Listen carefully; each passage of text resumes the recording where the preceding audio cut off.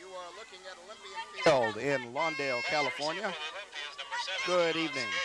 You are watching Leuzinger football. Leuzinger and Peninsula Panthers going at it tonight. Here on this first day of November, chilly night in Lawndale. Leuzinger Olympians have lost their only 2 games in league play. Panthers not doing much better. And this broadcast is being brought to you by Lawndale Community Cable Television, Channel 22, Time Warner Community Television, Channel 6, and Hawthorne Cable Television, Channel 22. I'm Dave Marks. I will be joined by Scott Goodman and, of course, Rufus Washington will be joining us momentarily. Mike Witt. He's had somewhat of a struggle this year.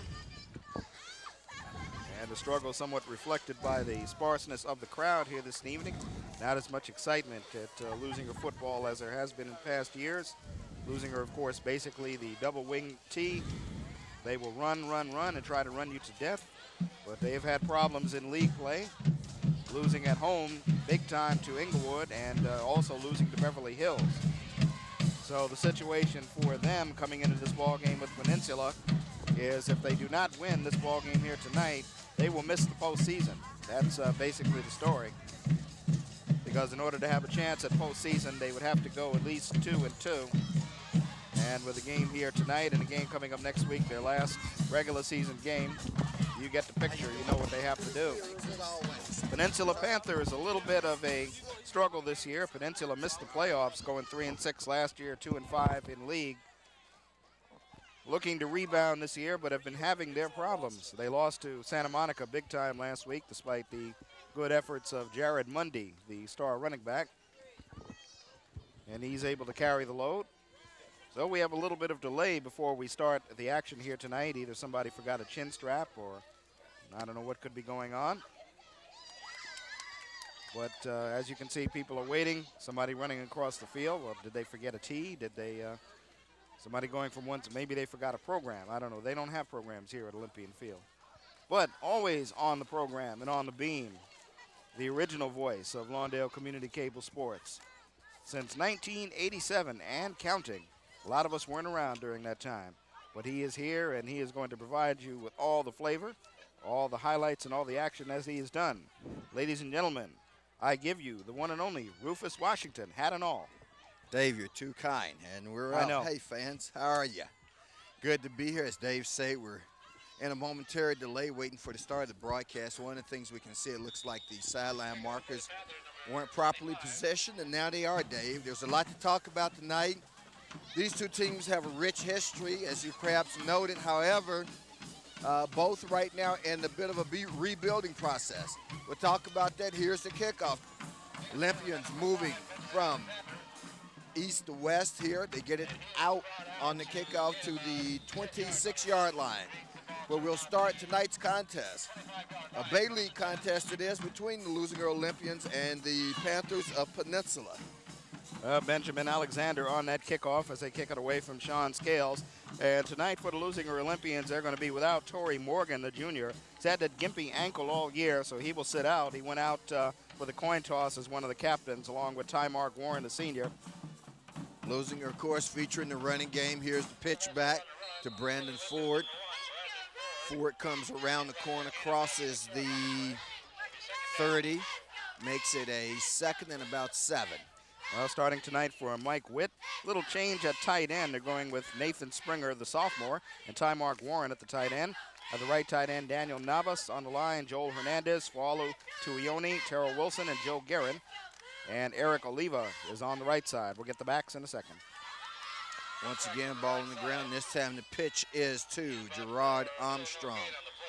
Yeah, one thing about Leuzinger, as we well know, Dave, not just from this year, but from years gone past in particular, is that it's a fairly easy game to call. Pitch left, pitch right, up the middle. Well, I said to one of their officials here tonight, I said, I understand you guys had an ad in the paper for a kicker, and Rufus Washington personally paid for it, and they just laughed at that one. They said, no, I don't know where they heard that one from. So 3rd down and 5 for the Olympians, just across the 30. Here up the middle, it go once again. This one's going to be about 2 yards short. On the carry was Ben Alexander. Well, Alexander carrying twice on this particular series. He, of course, is the junior. So now as a result on the 4th and short, right at about the 36, 37-yard line. I don't think you would see them go for it. Punter, of course, is Danny Navas. But, Well, hey, in this desperate situation, maybe they will. Well, they certainly come out showing punt. Of course, at every level on 4th and short, teams will show. This would be a tough possession. And Leuzinger burns a timeout here. 10:08 in the first quarter, scoreless contest. That might be one to note, Dave. The Leuzinger uses their first of 3 timeouts here. 2 minutes, a minute and 52 seconds into the contest on a 4th and short. And one of the most overused expressions by sportscasters is, you kidding me? You kidding me? You see that used a lot during the WNBA season by women's sportscasters, but Tony Urubu, the third-year coach at Peninsula, must be saying, you kidding me? You kidding me? You think you can draw my team off sides? So as a result of trying to draw them offside, they burn a timeout. And now Daniel Navas will drop back into punt formation. Richard Haynes plays quarterback and returns kicks. Here's a snap. Let's look at the kick. The kick is away. Some pressure by Peninsula. Lands at the 30. Takes a Leuzinger bounce down to about the 27, where Sean Scales, who's a special teams star for the Olympians, downs the ball. Well, Rufus, you've been here since 1987, as we mentioned, and you don't want to harp on the negative, but we are just about 2 minutes into the ball game. I know in 4 years that I've been doing this, I never recall seeing a crowd this sparse for a game this late in the season, or early in the season for that matter. Well, people like winners. I can remember I was out at the Big Ed in years gone by, and it was me and about 30,000 empty seats. I get to that point as Peninsula with the ball on the ground. Pitch goes left. They pick up a first down out of it as they get out to about the 39-yard line. Well, now all of a sudden, just to continue that point, you make the playoffs. You beat the hated Yankees, you beat the Twins, and lo and behold, you beat Bonds and the Giants, and guess what? The stadium's full every night now. 300,000 people come out to see you. I'm not sure 300,000 people would come out here, but folks do like a winner, is the point I'm making, Dave. And let's face it, you know and I know and the fans know, this hasn't been an Olympian-type season thus far. Well, as you see there on the keeper, Haynes on the option keeper, been 2 plays, 2 first downs. And blew by somebody there. Somebody wasn't home for the defense. So Peninsula moves into Olympian territory. We're early in this contest, fans, as you look at the replay there. That's number 8 for Peninsula, Richard Haynes, 5'9", 155-pound senior.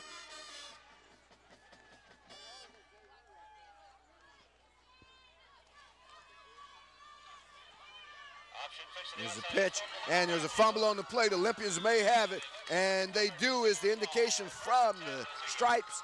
Olympia football, courtesy of the turnover. That's a big break. Bad pitch by Haynes on that play, or at least that's who it shows is Haynes, number 8, and we're going to go with that. Well, that's what everybody seems to have is Haynes. I guess the only confusion is the fact that he played wide receiver and defensive back in other years, but he earned the job at quarterback this year. So we don't know who got credit for the fumble recovery, but Leuzinger back in business on the other side of the 50. Leuzinger fakes the handoff one way, goes the other way. Again, on the ground, they get it to about the 42-yard line, where it'll be 2nd and short for the Olympians. When we say short, that means about 4 yards.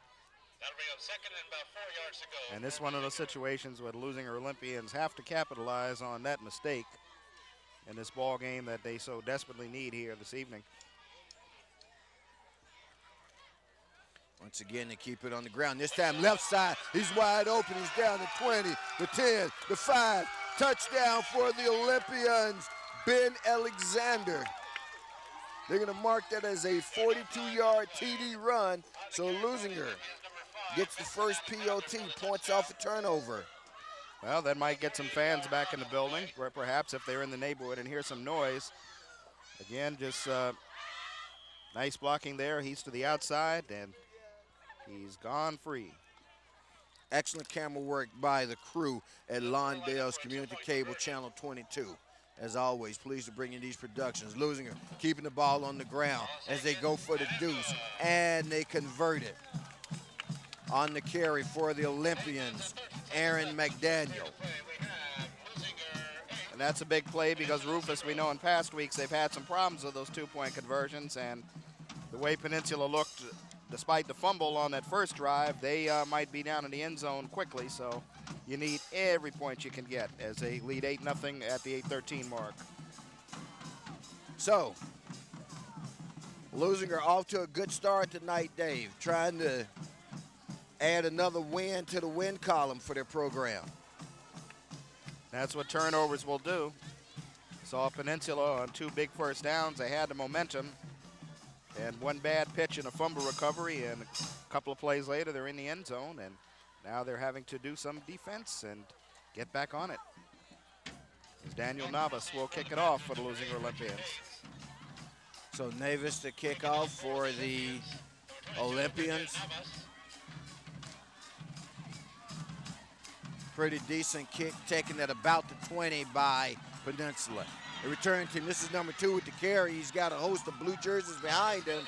Excellent special teams play by Peninsula as they return that kick to Leuzinger's 40-yard line. So Peninsula poises himself to respond, Dave. You have Sammy Siddiqui. He's a veteran, senior, and I've seen him a couple of years on these broadcasts. Taking it right back to the 40-yard line, so it was a short kick, trying to keep it away from Haynes, but Siddiqui able to do the job, and they are back in business for some more running. Peninsula keeping the ball on the ground as well.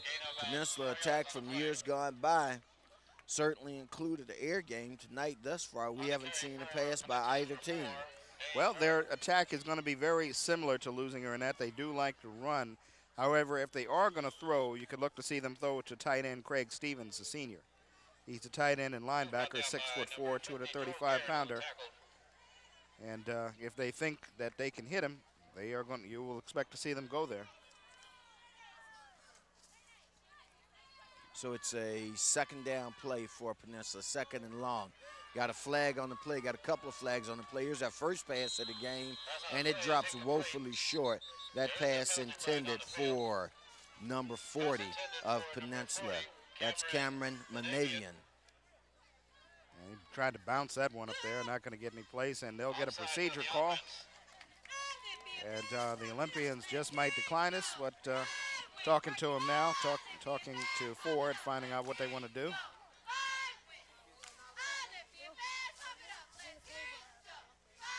And they will refuse it, so this will bring up a 3rd down and about 6 or 7 to go on this first day of November as we tape this ball game. Well, maybe, speaking of which, now that you mention it, maybe we got a few trick-or-treaters with sore stomachs tonight from all that candy that the Ghouls and Goblins were out collecting last night. Ghouls and Goblins, huh? Yeah, there were quite a few of them out there last night. 3rd and 7, as Dave said. Leuzinger defense looking to make a big stop here. Roll out, drop back. Here's a pass over the middle. Tipped at the line of scrimmage and nearly intercepted for the Olympians by Gerard Armstrong. So that's going to bring up a 4th and long, presumably a punting situation. And one of the things Coach Mike Witt was concerned about before the game is he said defensively it appeared as though his team was losing the ball game before they took the field. They just were not giving the effort. They were feeling psyched out, feeling that they couldn't do it. And so far tonight on this first 2 series, a fumble recovery and then some good play on a 3rd down and 7 as the Peninsula Panthers are forced to take a timeout. Their first of the night at the 7:17 mark. All right, Peninsula takes a time, so that, and we'll make note of that here in the first quarter, 7:17. Leuzinger, of course, took their first one at the 10:08 mark of the first quarter. And Leuzinger, as we mentioned earlier, they've got to win here tonight. And talk about a tough road. They've got to go 2-2. Well, that would mean a win tonight. And guess where they go next week, Rufus? Miracosta on the road. And that won't be easy. So they're at all. facing a tall order to get to the postseason this year. They've been there for the postseason the past couple of years. And Peninsula going on 4th down. And let's see. No, there's an indication from the back judge that that's incomplete. Originally thought it was a completed pass, so Leuzinger defense steps up. They hold on downs, and now they'll go on offense. And that time Haynes lined up as a wideout, so that's the reason for the timeout. They wanted to talk that over, and they did decide to go for it. A big gamble, as a big hit was made there on the play by Aaron McDaniel, coming in to separate Haynes on the ball. So the Olympians go back to the offense again, up 8-0. So it's 1st and 10 for the Olympians out near the 40. Here's a pitch back. A massive humanity over on the right side of the line as Gerard Armstrong takes a carry, picks up maybe a pair. They'll be generous and give him 3 on the play. We'll call it 2nd down and 7 for the Olympians. Still first quarter action. Olympians leading right now by a score of 8-0, courtesy of a 42-yard touchdown run by Alexander, which was set up by a fumble by the Panthers. That's William Martin, the QB. And up the middle for a gain about 2 yards on the play. Looked like Ford that time, straight up the middle. On the carry for the Olympians, senior Brandon Ford. We'll continue to eat up that clock That'll bring up here on the Friday night. Eat up clock. It's just that there's a lot to be eaten up as we've got. We're barely halfway through the first quarter here at Olympian Field. But so far it's a happy first quarter as they lead on this play. Going to be stopped for a loss on the play is Ren Mount. Well, Brett Dana with an excellent play coming up there. Dana, a linebacker. And, of course, when they know you're going to run, they keep 8 men in the box basically anyway. And he just came up and got him way back in the backfield, and it's going to force the Olympians this time to not even think about faking. They will have to punt as Daniel Navas will come out, and Richard Haynes will drop deep for Peninsula. Back to punt for the Olympians, number 22, Daniel Olympians punting. Pretty good punt that time by Navas. Just taking that to 30. Missed open field tackle there by number 7 for the Olympians. Allows the return man to get out to the 42. On the carry for the Panthers, Not to put him on Front Street, but Scales missed the open field tackle. Gives 12 yards to the Peninsula special teams, and that's where they'll go on offense. Let's call it the 43-yard line. Is where they're going to spot it at officially. So by missing him with the helmet on the tackle, Scales gives Haynes an extra 10 yards of real estate. And we'll see who they put under center right now. As on that last play when they went for it on 4th down, Haynes, who started the game at QB, was lined up as a wideout, but from the looks of things, he looks like he's going under center. Well, no, they do have another quarterback. We'll get that for you in a second. They do hand it off to number 8 as he's in motion. He's going to be dropped for a loss behind the line of scrimmage at the 40-yard line. That's a 3-yard loss on the play, Dave. Good play made there as we get the confirmation. Theo Nicolopoulos is in at QB now for Peninsula. And he, well, they're digging deep into the roster because he's a sophomore. So Nicolopoulos, the QB of the future, 5'11", 165-pound sophomore. That means they're going to use Haynes now as a wideout, multi-purpose player.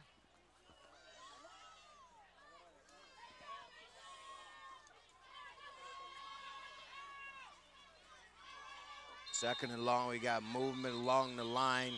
Officials blow the play dead. And you see in the background Tony Ubru throwing his hat down to know that's got to be on the Panthers. We mentioned earlier both teams trying to refine themselves. In years past, Rufus, we would have been overflowed and crowded in here, and they would have been yelling, and this game would have been for first place. We've seen that, but at times that's what programs go through. You flourish, and then you've got to rebuild, and both of these teams, Leuzinger seems like more in a retooling, whereas Peninsula seems like it's more of a rebuilding effort.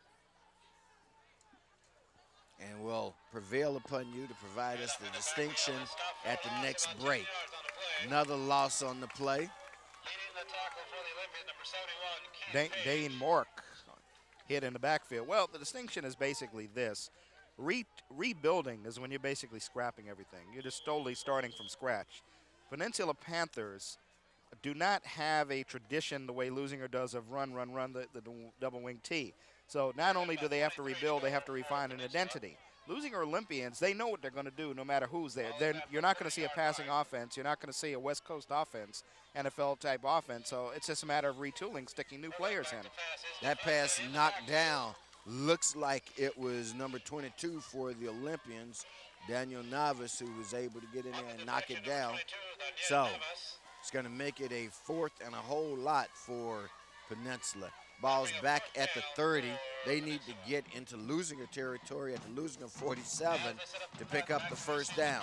Now, to get to that point again, if they were to fire Coach Mike Witt, or let's not use the term fire, but if he were to leave and they brought a new coach in and adopted a whole new philosophy, then you'd consider that a rebuild. High snap, the kick does get away. Short kick takes a Leuzinger bounce, and it's going to be down at the Peninsula 44-yard line, where Leuzinger will go on offense. 3:30 left in the first quarter. They lead by a score of 8-0 already. Well, they're looking for more points here on Friday night. You will be seeing this game. Oh, you could be watching it any time during the week on your various cable channels. We're on all over the South Bay.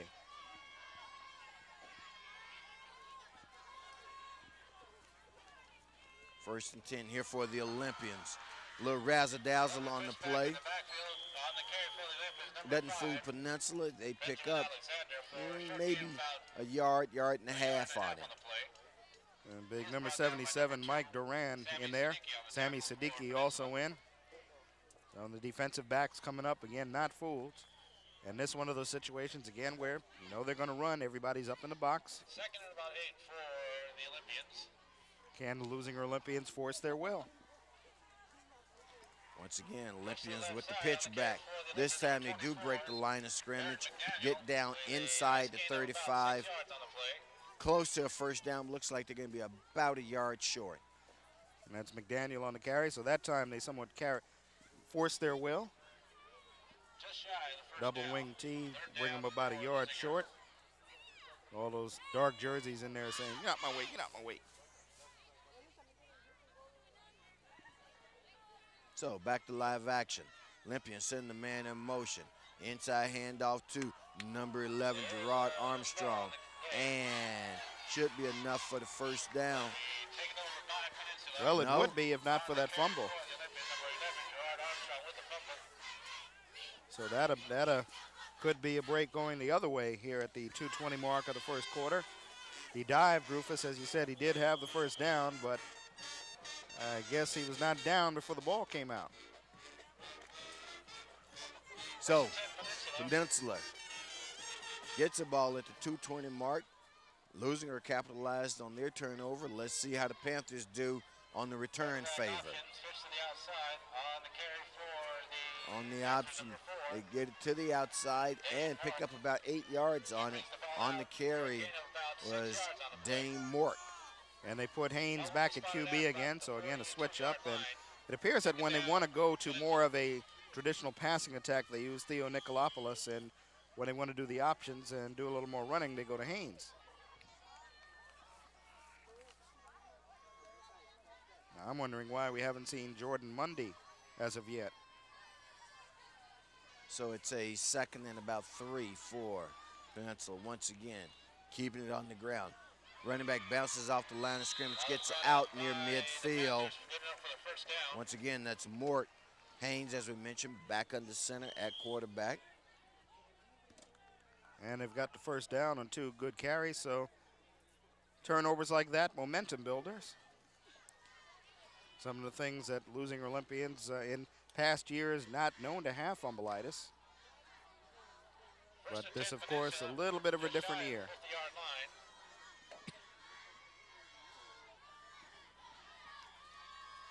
First down play once again. Here's the option. Pitch back, and they barely get it back to the line of scrimmage. So everybody up on the line for those Leuzinger Olympians. Everybody staying home. Nobody being fooled. So go with that big offensive line there. A couple of people that have experience going both ways on the line. Joel Alexander, the senior, Keith Page, senior, Joe Guerin, senior, and Danny Navas, the senior. 4 horsemen on the line, making Haynes have to think about it. Clock winding down under 30 seconds here in the first quarter. Another carry by Peninsula. Another short gain. It's going to make it a 3rd and 9 now. So Dane Mork going nowhere, and Leuzinger, they've got everybody up in the box. As when they go to the linebackers, they use Benjamin Alexander, Wallo Tuione, and in the defensive backfield, Brandon Ford, William Martin, Sean Scales, and Aaron McDaniel. Sometimes they'll switch off and use Gerald Armstrong as quarter number 1 comes to an end. The Panthers of Peninsula 0, Leuzinger 8. The clock was right on the midfield stripe, a little to the left side of the stripe, so that's one of the shortest movements of the ball. They just moved about 6 inches as we start second half action. Game like this between two teams right now who are kind of on the downside of their program, as we mentioned, it's kind of hard to get excited about. But it's not often, Dave, that we're in the company of the living legend himself. Gentleman considered by most to be perhaps the greatest cameraman in the history of Lawndale's Community Cable Channel 22.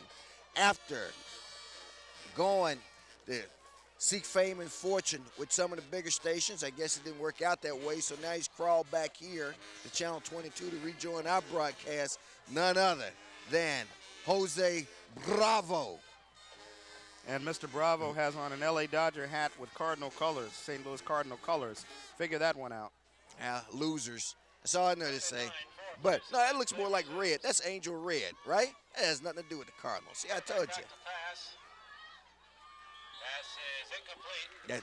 That incompletion by Peninsula brings up a 4th down. That'll bring up 4th and 9 for Haynes is not looking like the traditional sort of passer. Not looking very agile back there in the pocket. It looks like he's almost option kind of quarterbacks number 7, Sean Scales. as they go to him when they're trying to run. So this brings up the punter. Sean Scales back for Leuzinger. Here's the snap. Kick is up, sails to the right side. Grabbed out of the air. I can only assume that that was Scales. Right at the 30-yard line. It'll be 1st and 10, Leuzinger. Scales with an Evel Knievel daredevil type of. Well, maybe Fielding. it wasn't Scales. I'm not quite sure. I didn't see his number in there, but well, I see him coming off the field. Last time we covered these Olympians, though, one of the things that we noted, Dave, was that Scales showed a propensity for, one, making a dangerous return. Now, the guy can break it, but there are a couple of times when he got himself in a bit of trouble.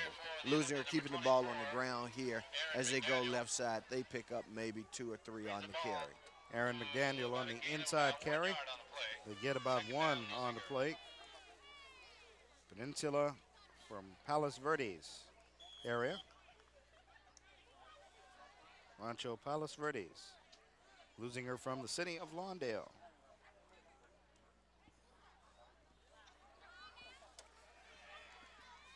Once again, ball kept on the ground. Get out near 1st down. Got a flag on the play. This may, well, it's going to be holding against the Olympians is the early indication from the referee. That's going to negate the fine effort by Benjamin Alexander. Set him back a couple of yards. So that the first holding or clipping penalty tonight.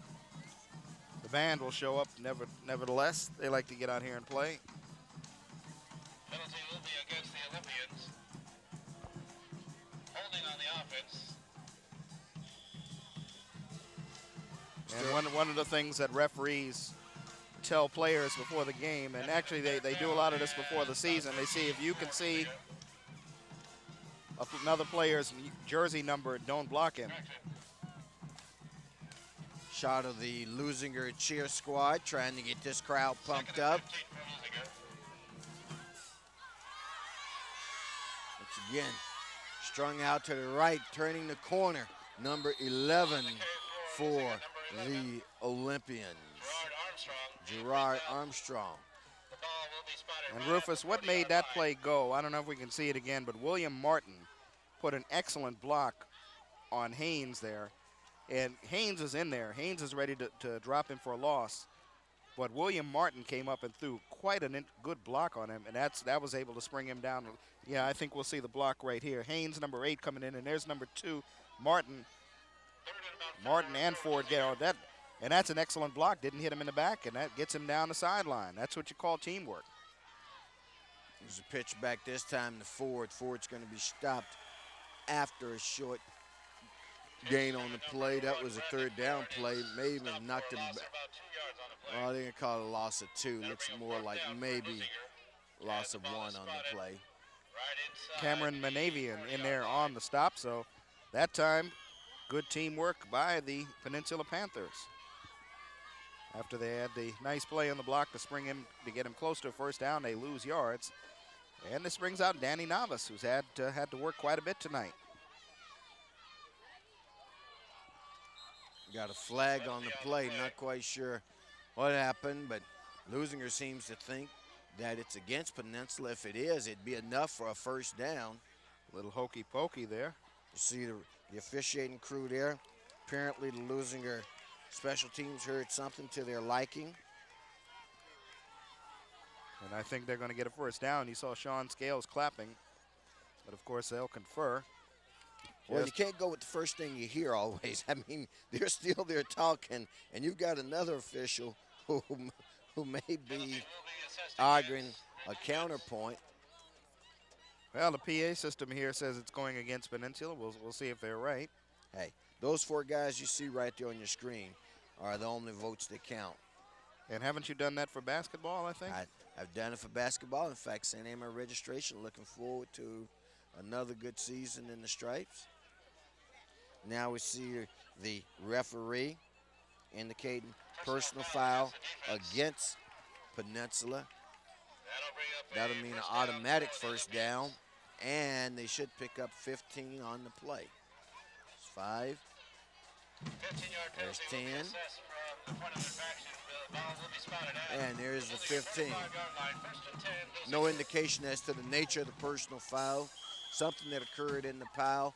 Nonetheless, it puts Leuzinger, as you look at a shot of Coach Mike Witt there, puts Leuzinger in Peninsula territory, Dave, at the Peninsula 45-yard line. And it's got to drive Tony Urubu crazy. On the run for the Olympian up the middle by number 1, Brandon Ford. It's like Brandon Ford coming out of the pile. Timeout on the field. Timeout on the field. Let's see who they charge this one to. Well, I think this is an official's timeout. I think the referee wants to go over and talk to Tony Urubu and tell him what happened, tell him who was involved properly. You saw the referee in the white hat run over to the far sideline to talk to Urubu. So that's probably the reason for the official timeout. And I don't know if we can get a shot over there, but the Peninsula head coach seems extremely agitated. I saw an indication he felt like one of his guys was clipped. And not only that, it stops the momentum, gives the Leuzinger defense a chance, rather the Peninsula defense, so that's Urubu, the Peninsula head coach, but this gives Peninsula defense a chance to rest for almost a minute or so while it's being explained, and for Leuzinger, they want to keep the momentum going. That's Mike Witt, of course, wearing the cap tonight. So it's a second down and long for the Olympians. This time the handoff to number 5, Ben Alexander. And Alexander's going to be driven back. Let's see where they spot it. They're going to spot that his forward momentum was stopped at the 47-yard line. The line of scrimmage was the 41 or so. So it's about a 5-yard loss on the play. Big senior Craig Stevens. You don't want to tangle with him. Stevens and Blake Gilliam are Peninsula's 2 best defensive players. And he's in there on that stop. He, of course, plays tight end and linebacker, and he is one of the keys at 6'4", 235-pounder. Leuzinger needing to get down to the 35-yard line. They spot the ball outside the 36. Here on a crisp, warm night. Roll back, they're looking to pass. They lay one up and overthrown. That pass intended for Aaron McDaniels. Not a bad effort there by William Martin. I believe, was it Martin or was that? Martin that threw it. Okay. And the thing, Rufus, you know, it's not so much that it's an excellent pass, but it's an excellent pass because nobody and their mother thought that they were going to throw. Now, you'd wonder if it was a definite passing. It actually was a traditional passing down, but not with the Leuzinger Olympian. So, of course, McDaniel is wide open because nobody's going to cover him. But, of course, when the crowd that we may want to see a replay because that may be the last pass you see tonight by the Olympians. Excellent punt, excellent punt.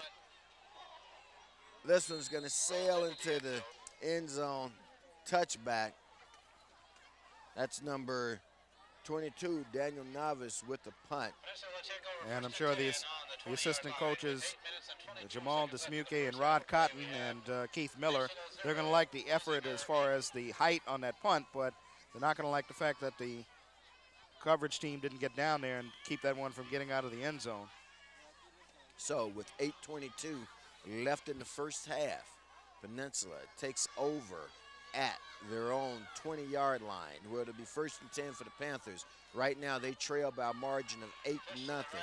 Here is a pitch back to Mort. Mort picks up maybe a yard. Let's give him 2 on the play. And they've brought Theo Nicolopoulos back in at QB, the sophomore. So probably looking for more traditional pocket passing as opposed to rolling out. He's got the look of a quarterback, Nicolopoulos. He's got the QB number 16, 5'11". Whereas Haynes just at 5'9", just more of a tailback kind of look. Second down play for the Panthers. Keeping it on the ground once again. Stacked up right at the line of scrimmage is Mort yet again. Well, on the draw play that time, not fooling anybody. Martin in there on the coverage for Leuzinger and a host of other Olympians in there on the play.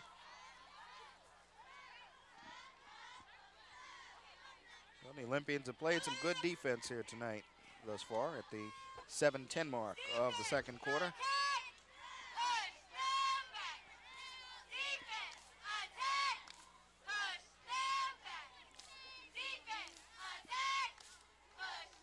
Peninsula's quarterbacks drops back the pass, throws a pass in the flat.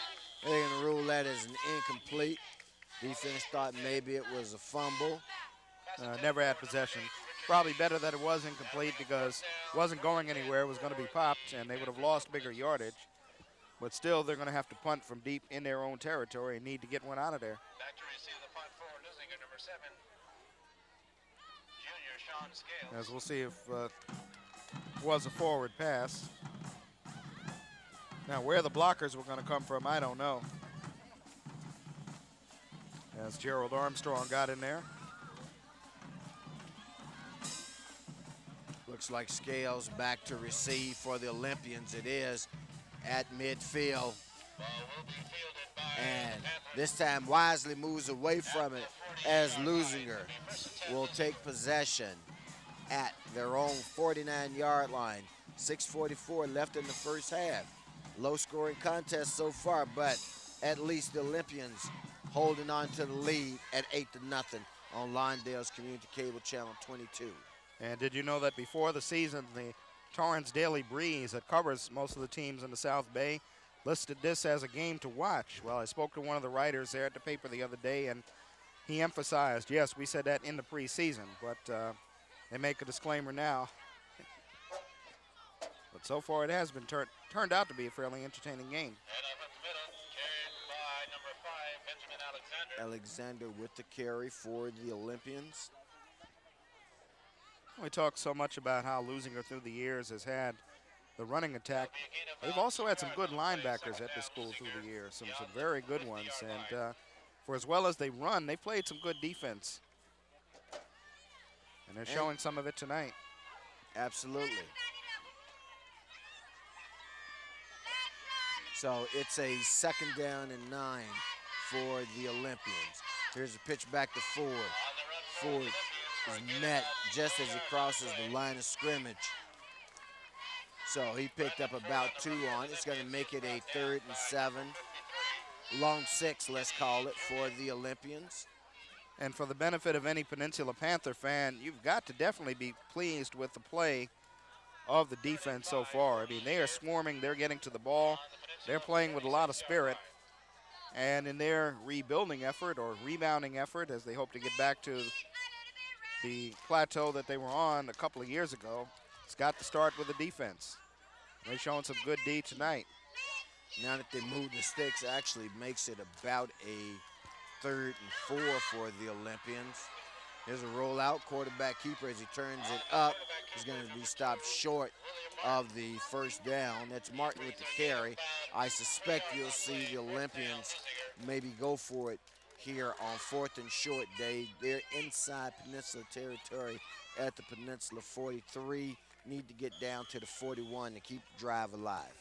Well, you know, normally, yeah, the way they've run in other years and the way they've played, you might think about going for it right here. But I tell you, this Peninsula defense has been tough. These yards have been tough to come by. You don't make it here, you're giving them the ball on about the 42, 43-yard line. I might want to just drop it down, try to get it inside the 10, but they're not. Mike Witt is going to go. Now, well, this may be another one of those.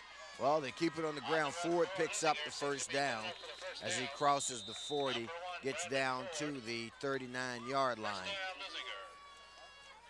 And the injured teammate, Torrey Morgan, on the sideline, pointing 1st down.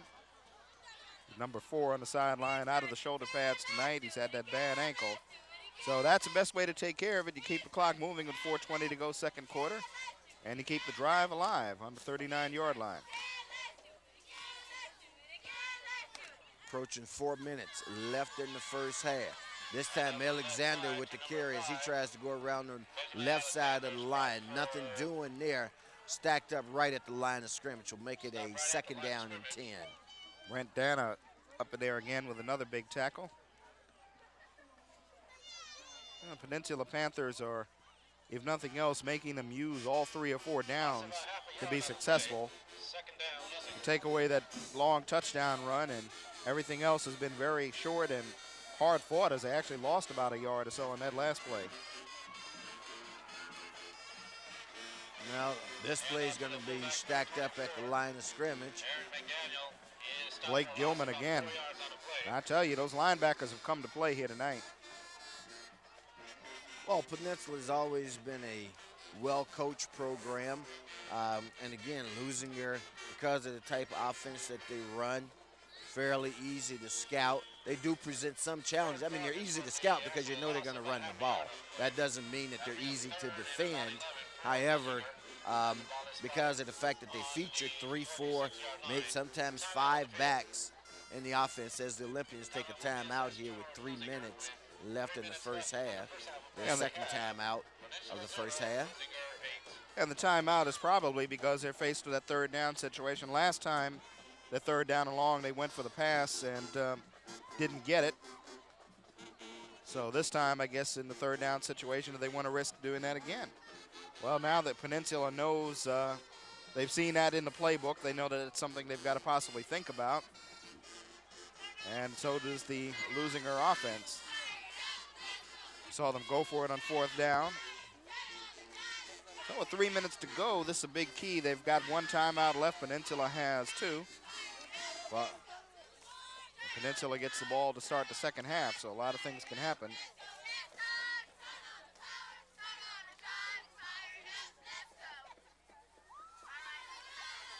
Leuzinger Olympians, if you're just joining us, only 2 wins on the year, and both of those wins are in preseason.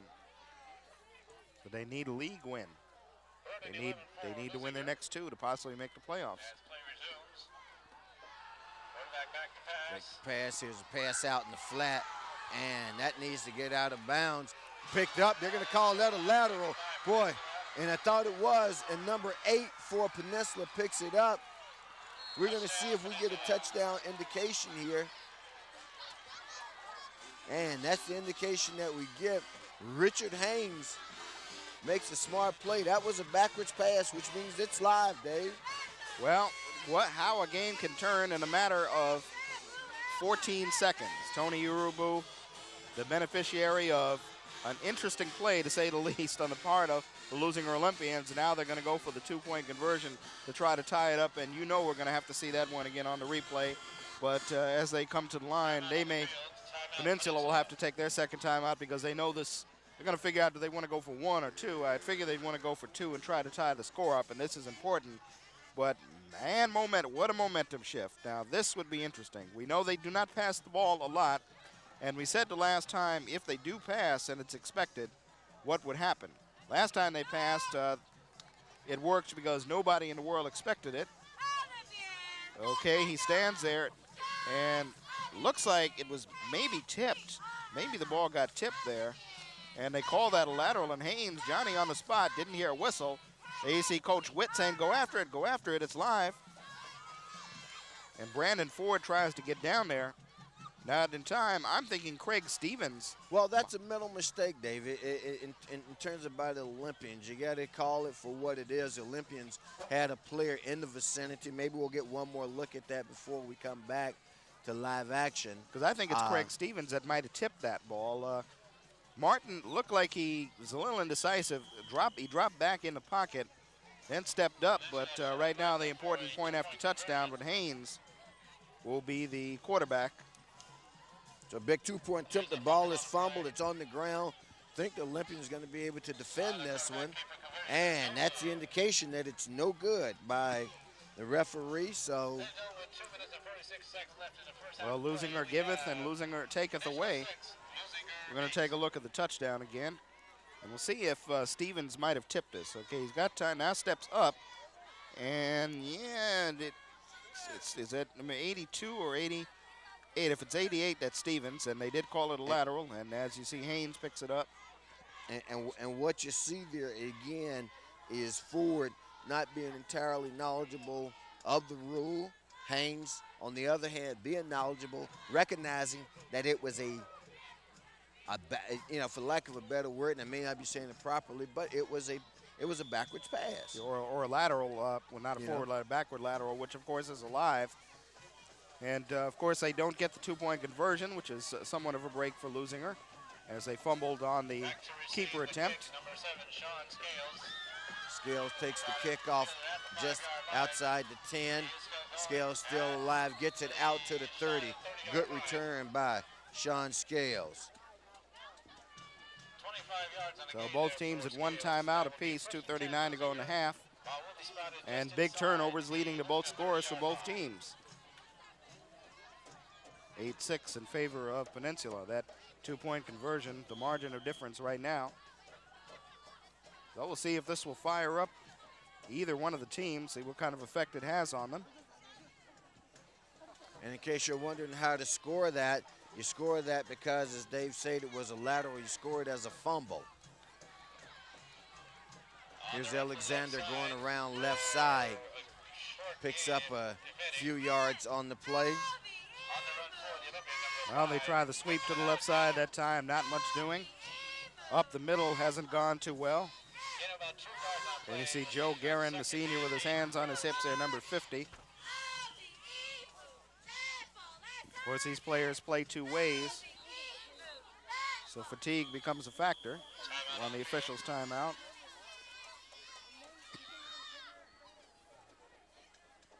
And if they go into the Peninsula taken huddle. on the field, not charged to either team, I should say.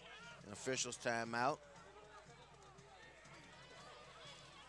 Pitch back to Alexander around the left side. Nearly breaks it, does get out of bounds, though. That'll momentarily stop the clock as they move the chains. And that time he had a little bit of a convoy going down that left side, so when you got some friendly jerseys out there, some positive things will happen.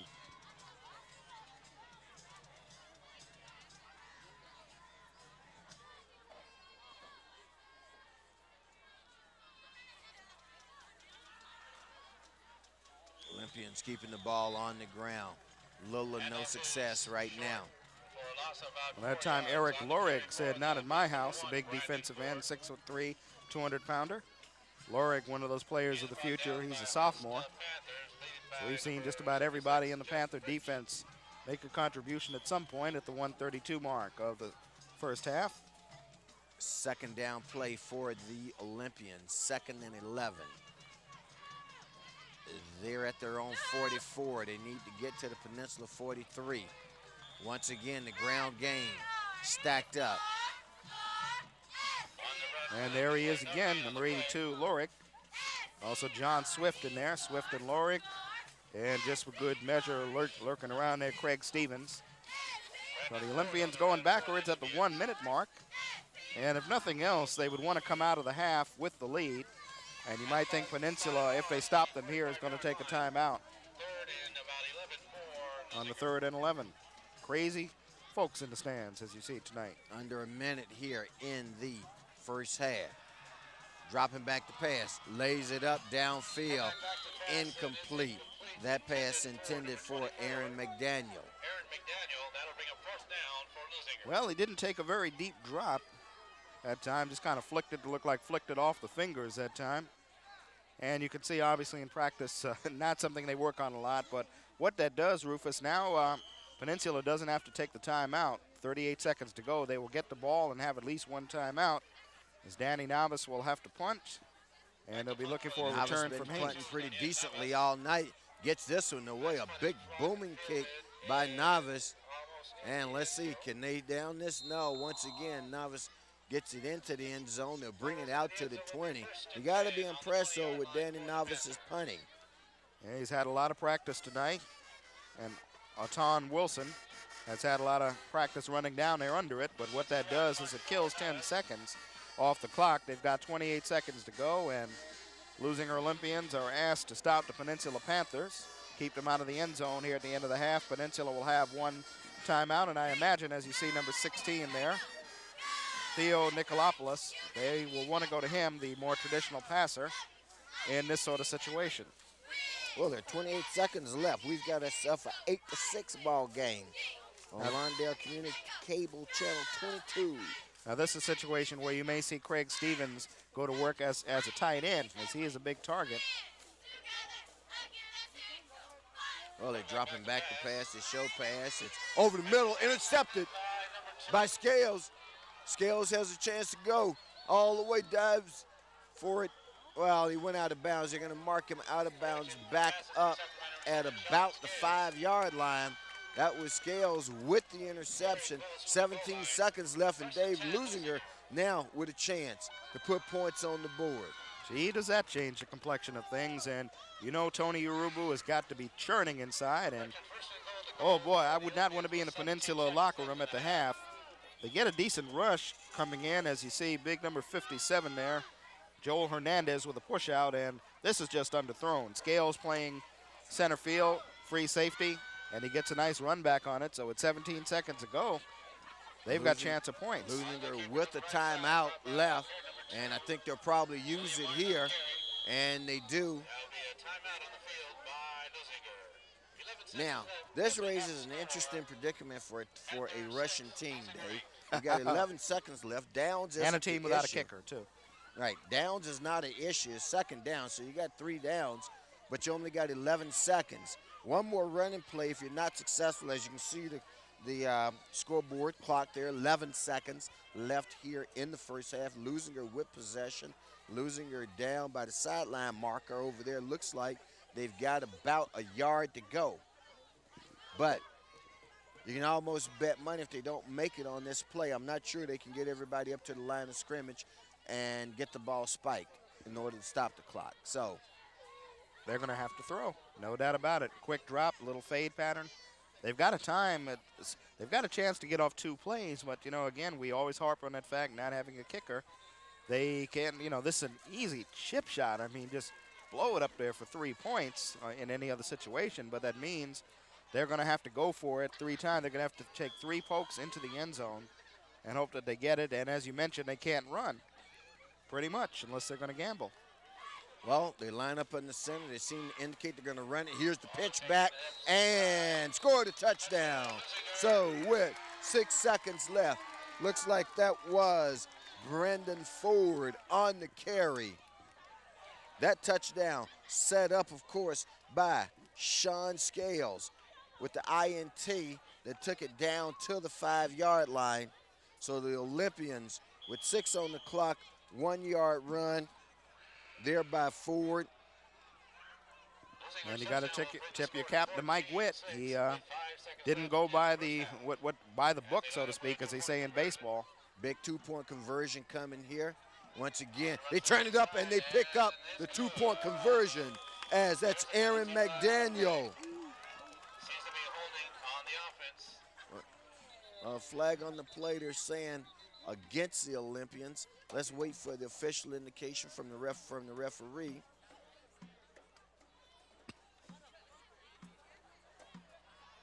And it is against the Olympians, so that's going to make the conversion effort a lot more difficult now as they're going to back the ball out to the 15-yard line.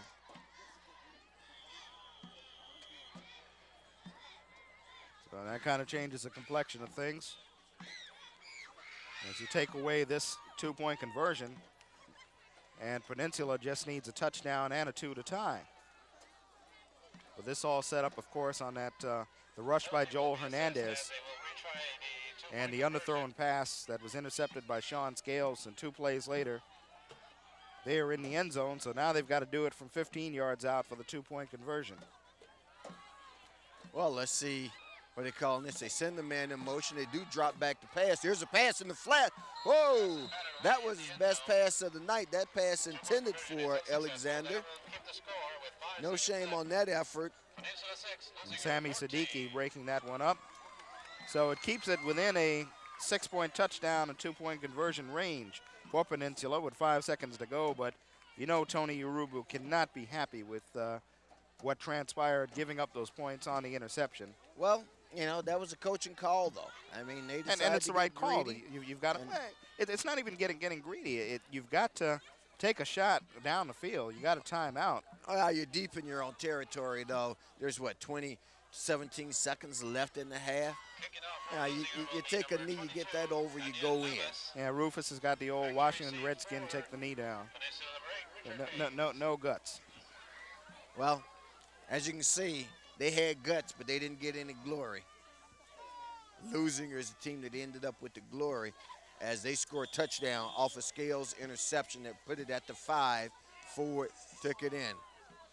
And this should be, well, we've got about 3 seconds left here in the first half. Let's take a break. Let's take a break right here, right now, Lawndale's Community Cable Channel 22.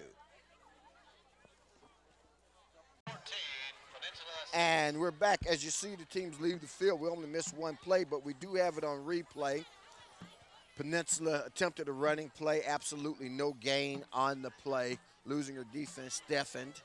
That time, Peninsula played a little more conservatively as they opted not to put the ball in the air. And at halftime, we've got ourselves a Leuzinger lead, Dave, here in this Bay League game between the Olympians and the Panthers. Both Olympian scores coming courtesy of turnovers. Well, in fact, all 3 scores coming courtesy of turnovers. And you've got to capitalize on that when you've got trying to get some sort of hope at coming back into the game. The last play of the half in super slow motion. The handoff there was to Mork, number 4. Mork stacked up at the line of scrimmage. And it's Tuione who got in there. Follow Tuione. As you can see, kept going. Number 50. 50 finally wrapped him up, brought him down. And so, after 1 half, here at Olympian Field, Leuzinger High School, on a cool November night, the Olympians lead by a score of 14-6. We'll join you for second half action in a little while.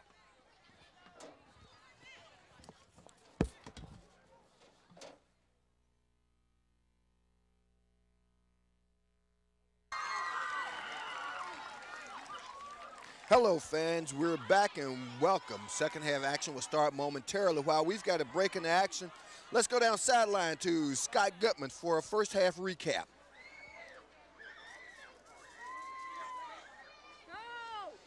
As we expected, both teams' offense were enforced by the running attack. Fortunately for Leuzinger Olympians, Peninsula Panthers star running back Jordan Moon was inactive this game. He did not start and he hasn't carried a rush all game. Moon so far this year had 1,273 yards total and 14 touchdowns. That was a plus for the Olympians not to have to deal with him. Coincidentally, all three scores for both teams came off of turnovers. Neither team has been able to establish their running game so far, and both teams are combined 0 for 8 on third down conversions.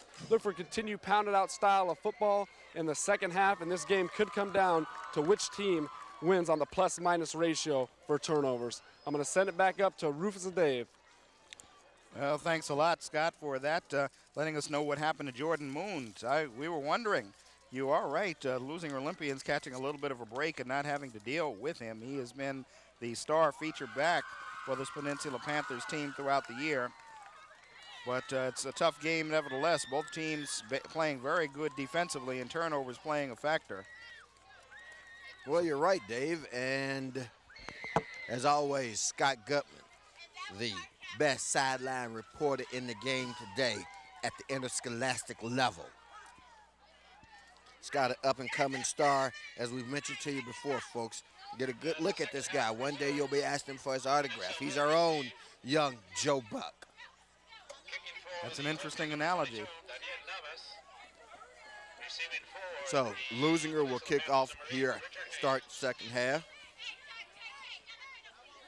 Of course, if you follow the game closely and know the rules, team that receives in the first half kicks off to start the second half. Peninsula down by a margin 14-6.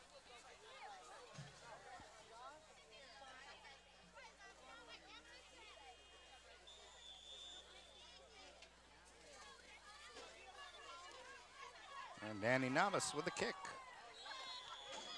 Novice's kick this time sails out of bounds, so you're going to have flags on the play. That will start this drive at the 35-yard line, where it'll be 1st and 10 for Peninsula.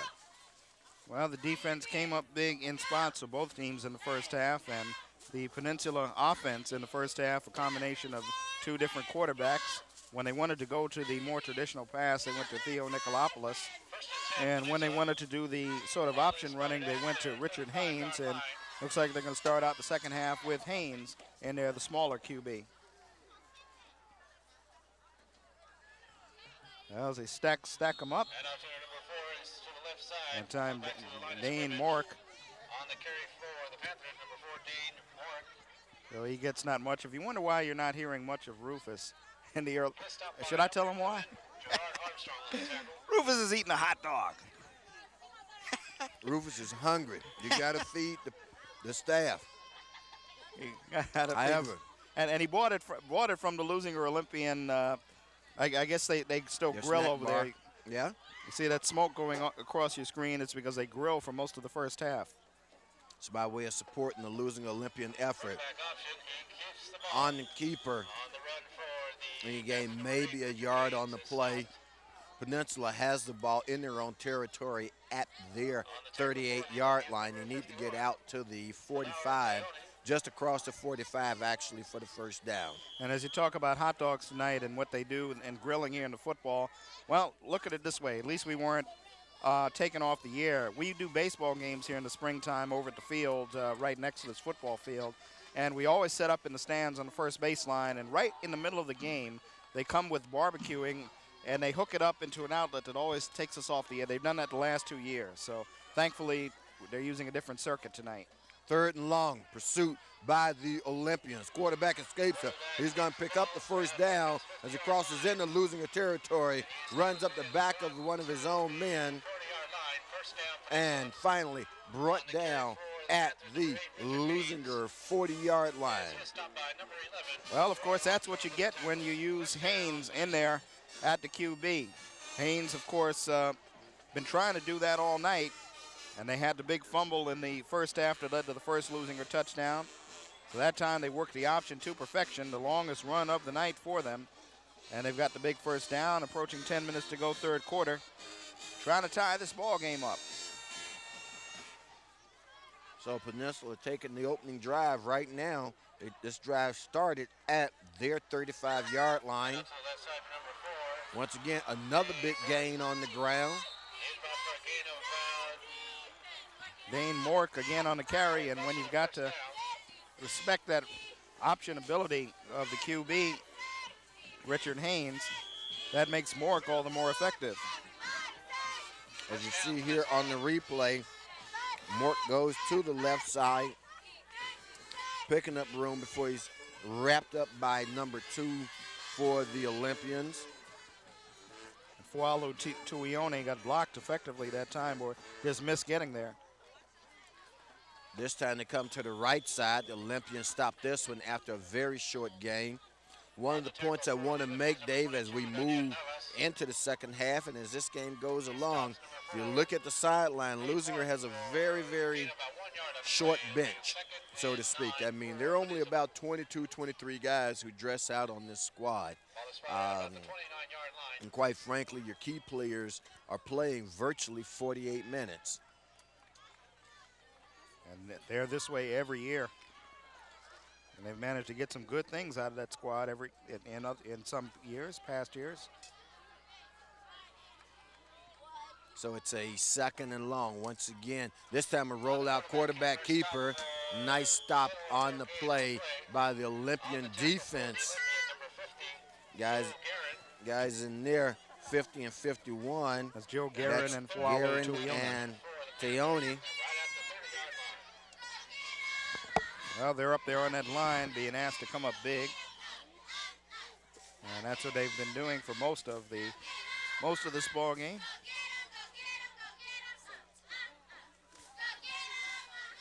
Bringing up this crucial third down here at the 8:10 mark to go third quarter. Just handed some stats by Scott, our erstwhile sideline reporter, and Dave will convey that stat information to you in just a moment. Here's a rollout.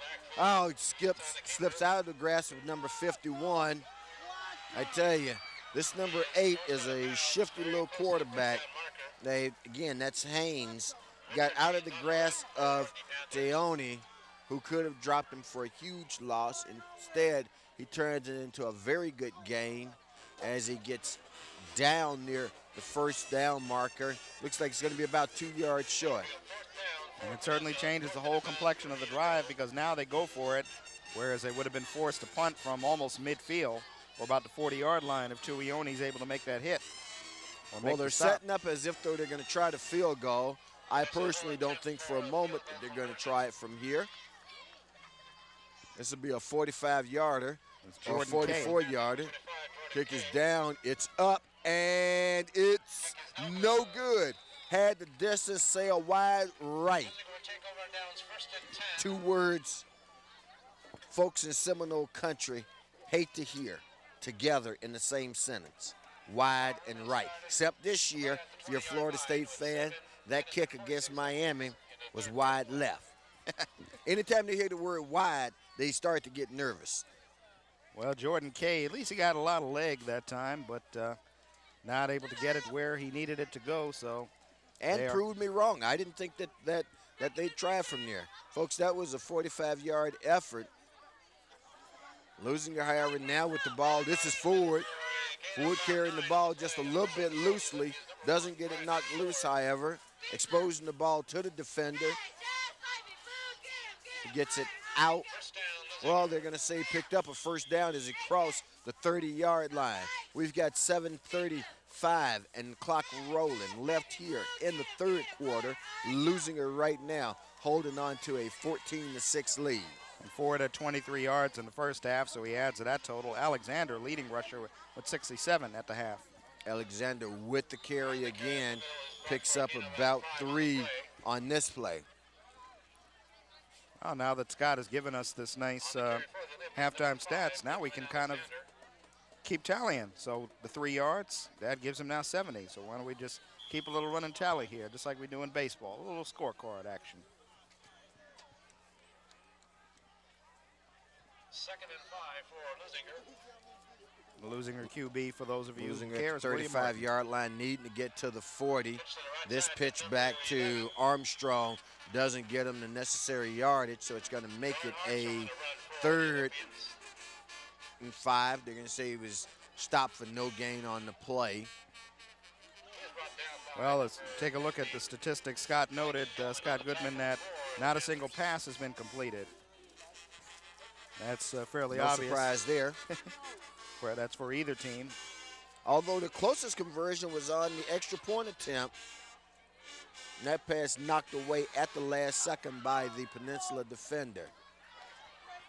And on the 3rd down play, stopped for no gain, as that's William Martin with the carry. So it'll be 4th and a pair for the Olympians. They're at their own 38-yard line, need to get to the 40. And for those of you interested, Peninsula 0-1 in league play, Leuzinger 0-2. Both of these teams need it. It's going to take about it. Miracosta can write it in, of course, before the season. Both of these teams are going to need to be about 2-2 to get into the postseason, so you see how important it is. Well, Leuzinger goes for it, and the forward momentum, I believe, is going to yield them the first down. That seems to be the indication from all the guys on the officiating crew, and it is. So, Leuzinger there, I'm sure satisfying Dave Marks, goes for it in their own territory, pick up the first down, keep the drive alive. You satisfy me. I've got nothing to do with it. I'm just calling the game. You're one of those 4th down fans, but it's as I once heard Jerry Glanville say, if you listen to the fans, sooner or later you're going to find yourself sitting up there with the fans. And he has done that on many occasions. I think he left tickets for Elvis once at will call. This time, they go around the right side. That's McDaniel with the carry. McDaniel with a pretty decent pickup on that one. And he only had 5 carries for 10 yards at the half. 3rd quarter clock moving a little more efficiently. We've got 4:40 left in the contest. Fans, if you're planning to come out to the game in 2 weeks, our next telecast will be the Mayor's Cup. And if I'm not mistaken, that game's going to be here at Leuzinger. We'll confirm that for you momentarily. No, I'm being told that it's going to be at Hellcat Field. On this play, this is Ford, who's going to be dropped for a huge loss on the play. Line of scrimmage was the 46. They take him back outside the 40. And Brett Dana with a big play. So, ball spotted at the 39-yard line. Leuzinger needs to get to the 49 of Peninsula to pick up the first down. Well, if nothing else, as Rufus pointed out, they are using up a lot of clock here in this 3rd quarter. And they do have a slim 8-point lead.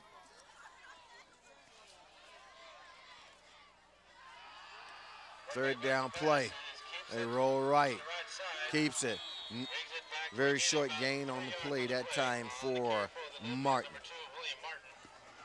And going deep that time, Brandon Ford, I'm not so sure that he might not have wanted to pass that one, but just didn't get comfortable or didn't feel he could set up in enough time to get it off. But nevertheless, it's going to bring up a punt.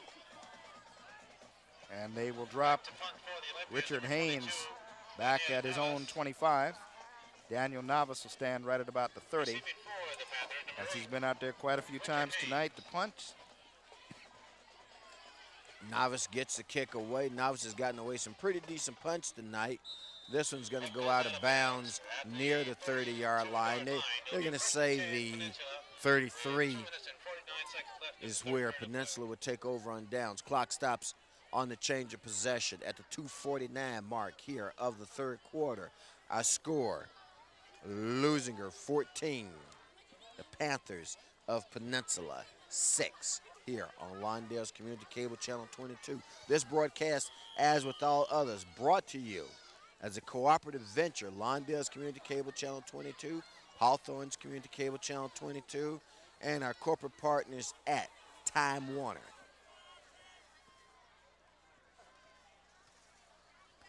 Peninsula themselves running their own version of the Leuzinger offense, keeping the ball on the ground for the most part.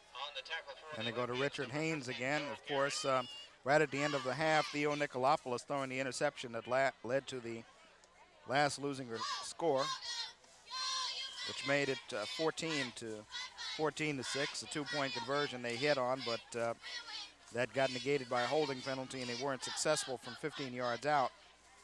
So that turnover playing a big key. Turnovers have been the story all tonight, leading to all the scores we've seen, of course. Once again, this one's on the ground. Very short gain on the play. Well, that time, a nice hit made by Keith Page. Haven't called his name too much tonight, the senior. His defensive tackle. So it's going to be a 3rd and 4 for the Panthers. Clock rolling very generously for the fans. But got a bit of a crowd. Some folks showed up. Yeah, Laker crowd. They come late. Well, speaking of which, is it the Lakers and Clippers tonight? Oh, yes. Ball on the ground. And it's a foot race now as they finally bring down Mort. On the tackle was McDaniel, number 24, and Martin, number 2, but not until after Mort had gotten down inside the 20 to the 18. And he has certainly been a workhorse tonight, filling in admirably for Jordan Moons. Nice lead block there. Line of scrimmage was the 40. And there you see Mort just churning, not getting pushed out of bounds there. And the speed of Martin coming up behind to make the stop. McDaniel finishing them off. But not until after he gained 10, 20, 30, 40, 42 yards on the play. This time they give it to number 33. One of the few times we've called his number tonight. That's Peter Knickerbocker. Big 6 foot, 185-pound junior.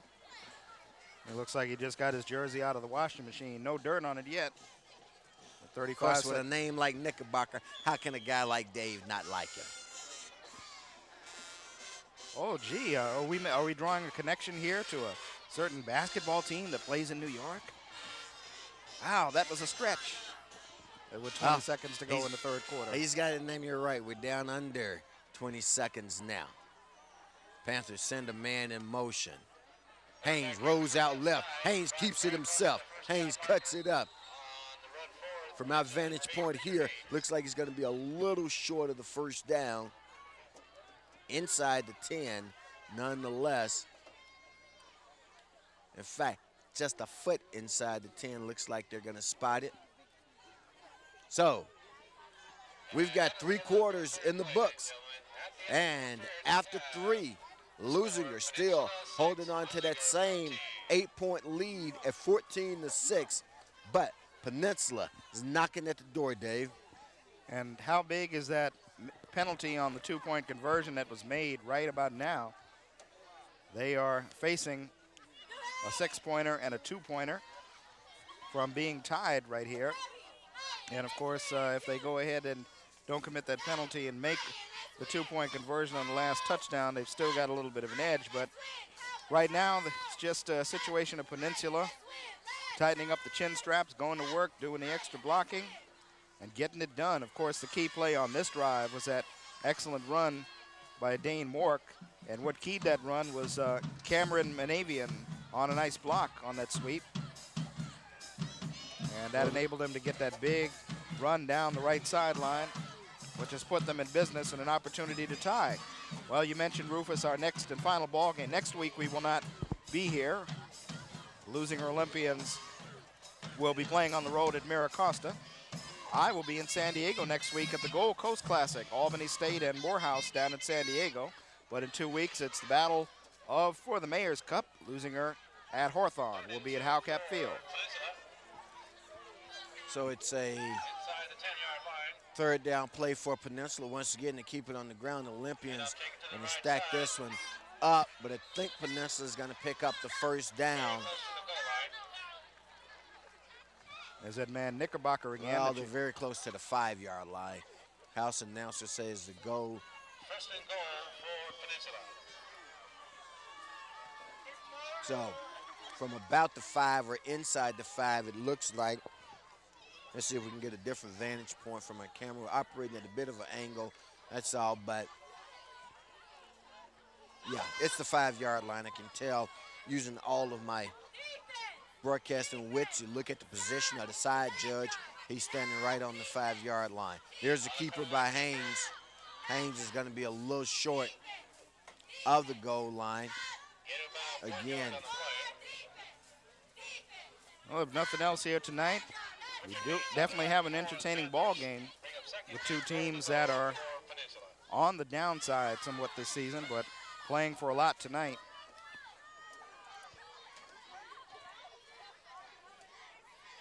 Second down, and they're about 2 yards away from the end zone. And of course, with Haynes in there at QB, you've got to be concerned about that option and the keeper. Well, this is 4-down territory. We just started the fourth quarter. 10:45 left in the contest. Once again, there's a keeper, and you got a touchdown.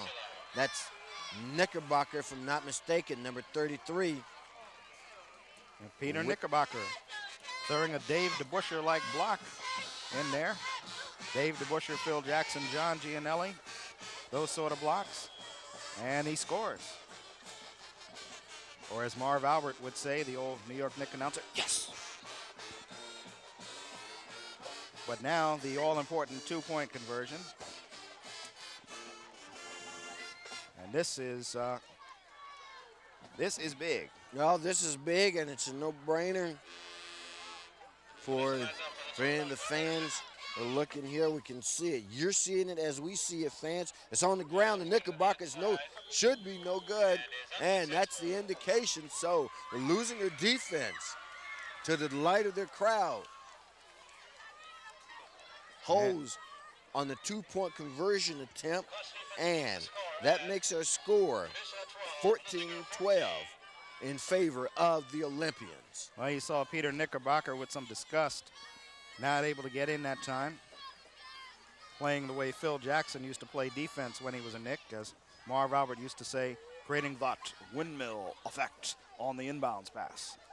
Now, let me draw you back, Dave, to the field goal attempt that we saw late in the first half by Peninsula. That was a solid 45-yard attempt. That was well, straight, I can't recall now whether it was in the first half or the third quarter. Third quarter. It was the third quarter. Nonetheless, the kick had the distance. It just went wide right. So even though Peninsula's down by 2, you got to remember they've got that in their hip pocket. Here's Scales with the kickoff. Scales with a hole. Scales exploits the hole as he gets out to the 34-yard line. Well, gut check time right now for both teams. Can Peninsula stay fired up? Can their defense stay fired up on that drive and send Leuzinger 3 and out, which they would need to do? Can the Leuzinger Olympians eat up some clock and go on a long drive and, if nothing else, eat up more time and possibly get on the board? Well, Leuzinger certainly needs another score. As I was saying, Peninsula with the good kicking game as evidence, even though it was a missed field goal attempt, undoubtedly can kick it from 45 yards in. So even though they trail by 2, the way they look at it, they're still very much in the game if they get a hold. Get into field goal range, that could be something. Approaching 10 minutes now to go in this quarter number 4. Leuzinger needing to pick up, though, as Dave said, a couple of first downs, keep the clock moving. This time it's Ford. Ford turns it up. Ford picks up one of those first downs. 9:52. Clock stops as they move the chains. And when you see a run like that, Ford was able to stand back there and pick his hole. Everybody doing well. A sea of dark jerseys out there. And then he cuts it back in to get a little more. First and 10, Leuzinger at the 43-yard line. And as Rufus said, it moves the chains to Ione with that last big block.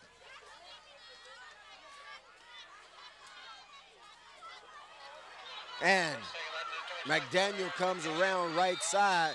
McDaniel pushed out of bounds, but not until after he picks up a first down in Peninsula territory at the Peninsula 33-yard line. Well, in past years, we keep talking about the past because it's relevant. Seeing Leuzinger running backs run, as you're going to see him do some of the things that you've seen the likes of Terry and Fontenot and other people do, cut back, and just an excellent, not only smart, but athletic play. Here's another pitch, this time to Alexander. They go left. Alexander is going to pick up about 3 on the play. And traditionally what happens at Leuzinger running attacks is they'll nibble, and then the equivalent, I guess, of the bomb or the home run is they will break that big one at some point. Came close to doing it right there on that excellent run there by Aaron McDaniel. So, Leuzinger, as Dave said, employing the strategy of wanting to run the clock out, needing to pick up first downs. And right now they're doing both of them. This time they take it up the middle,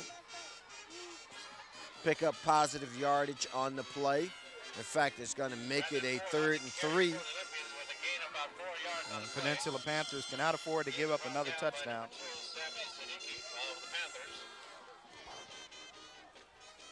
So, every first down represents about 1.5 minutes you're able to take off the clock, sometimes close to 2 minutes. Leuzinger needing another one here, and you got movement by Peninsula.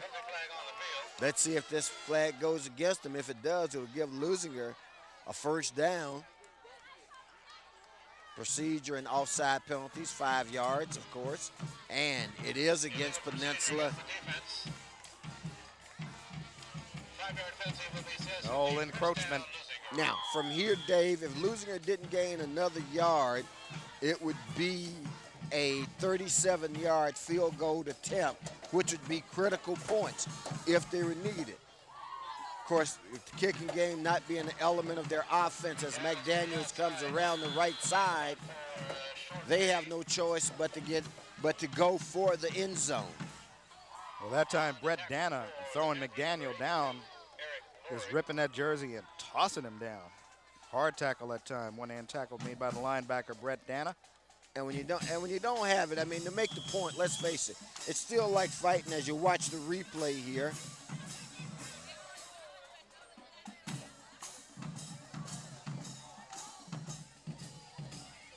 It's like fighting with one hand tied behind your back. If you don't have the, it's like being a basketball team that can't shoot free throws.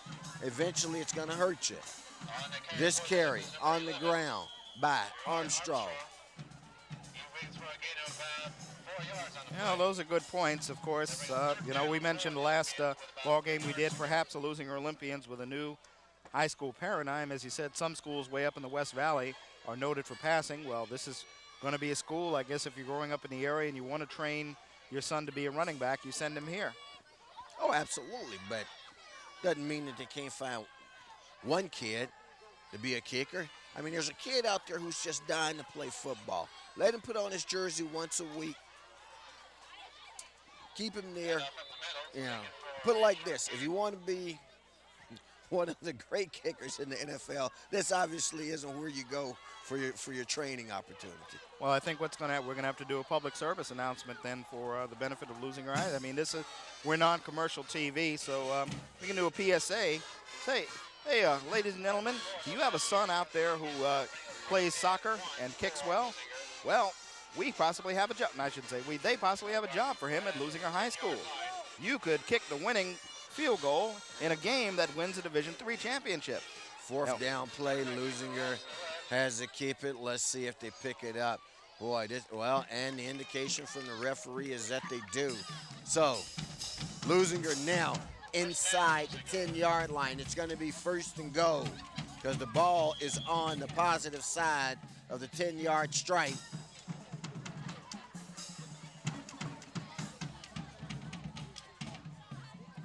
Well, they're doing what they needed to do, eat up some of that time, and we said it was a gut check when the play started. Right now, Leuzinger showing that they're Well, ready to answer the test. This drive, Dave, started at the 10:42 mark. Alexander stepped across the line of scrimmage, and boy, was he hit high by the Peninsula defense. Gets up from it pretty okay. Now he decides to come out of the game to catch a breather. Took a pretty good lick there, Dave. Oh, yes. Bam, right there. And that was what I like about that also. I know he doesn't like getting hit like that, but it was a good legal hit and a good fundamentally sound hit by the Peninsula defender who led with the shoulder. Ball still on the ground. Leuzinger down inside the 5 to about the 2. Clock running at the 4:50 mark. That's Gerald Armstrong on the carry again. And the Leuzinger Olympians have been without the services of Torrey Morgan all night with that bad ankle. 3 timeouts of both teams. This could be the ball game right here for Peninsula if Leuzinger 3rd and goal scores. for the Olympians. You got to believe that the score is the ball game. Of course, we saw some strange things happen, and there's a touchdown. That looks like Ford with the carry.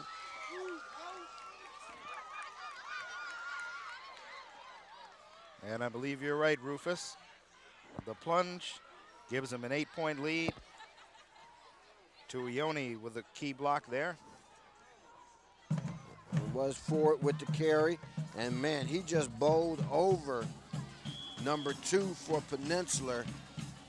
That's a Mickey Siddiqui, and he ran over Siddiqui like he wasn't even there. Another 2-point attempt. This one, the indication is that it's no good. So our score, still 20-12, which means the door is still open. Absolutely for right. Peninsula. An extra point there. Not 2, but 1 makes it a 9-point game, meaning they got to score 3 in order to win. Now they only got to score 2, the touchdown and the extra point to at least draw even. Well, let's do that public service announcement for the kicker again. You know, some of you out there play soccer and you can't make the soccer team. Well, did you know that there could be a position for you at Leuzinger High School as a kicker? That's right, Leuzinger High School needs someone who can kick. Now, you don't have to kick from 50 yards. You don't even have to want to make the NFL. You just have to know how to get it over the uprights. Point PATs are needed. Chip shot field goals are needed. What you do, you apply at Leuzinger High School in Lawndale, California, and you will have yourself a possible. So mom and dads, if you're out there listening, train your son to be a kicker. Send him to Leuzinger High School. Here's Novice's kickoff taken at the 10-yard line and met ferociously at the 25-yard line by the Olympian special teamer. If we can see the replay, we'll get the name of that truck that laid a thumping on the return man for Peninsula. A truck indeed. 4:15 to go. We see. Sorry, I wasn't looking. We saw the tail end of it, but you saw Well, the who it truck was Eric Oliva. Eric Oliva starting the big number 52. So- He's a sophomore. Well, Dave, we got ourselves a game. It's 4:15. Peninsula needs a score. And, of course, they're going to stay in there with Haynes at the QB, which gives them that running option as they keep it to the big ball gainer, Dane Mark, who's been the big carrier tonight, now under 4 minutes to go. So they've got to answer the call right here, the Peninsula Panthers. Try to even their record in league play. Leuzinger trying to get their first win in league play and try to get their 3rd win on the season. So it's a 2nd down and about 7 for Peninsula. Here's the pitch back to Mork. Mork turns it up. Mork, somebody caught him by the shoestring, which caused them to trip and stumble forward across the 40-yard line. But that's enough for a 1st down, Dave. As I said, we got ourselves a ball game. We've got 3:33 exactly. Our score, Leuzinger 20. There we see it. That looks like it was Martin who got a hand on him. Cameron Manavian with another big block, and Peninsula takes their first time out at the 3:33 mark. So they'll want to use some of those, and it's interesting that they do decide to go with what works, not going to the more traditional passer in Theo Nicolopoulos. And while we have a chance once again 2 weeks from now, be doing it again. The Mayor's Cup over at Howcap Field in Hawthorne, over off of El Segundo near the train tracks. Leuzinger Olympians and the Hawthorne Cougars. Hawthorne Cougars, a little controversy. They, game we did a couple of weeks ago, they defeated North Torrance, and that was their only win on the year, but they had to forfeit that game due to an ineligible player, and they just found out about that situation before the game that they lost last week against West Torrance. So as of now, as of this broadcast, they are 0-7. Coach Martin French on his first year of coaching, and he has had a definite rough year. They are taking over for the Hawthorne Cougars, so 2 weeks from now, they may still be winless, and beating Leuzinger would be the only port of redemption for their season. Although I'm sure if there's an appeals process, they will exercise that. Haynes drops back to pass, and he's going to be sacked at about the 36-yard line. This play started at the 40, so loss of 4 on the play for Peninsula. Defense starting to buck up just a bit, Dave. Well, that time they switched QBs in there, and they tried to get a little fancy. They went to Nicolopoulos, and Fualo Tuione was a big man in there, didn't fool him. And Nicolopoulos will be in it. No, they go back to Haynes at QB. And right now, Peninsula going in the opposite direction of where they want to go as they continue to move in reverse. Of course, needing to move forward as they move toward the ocean or toward the airport, whatever your preference is.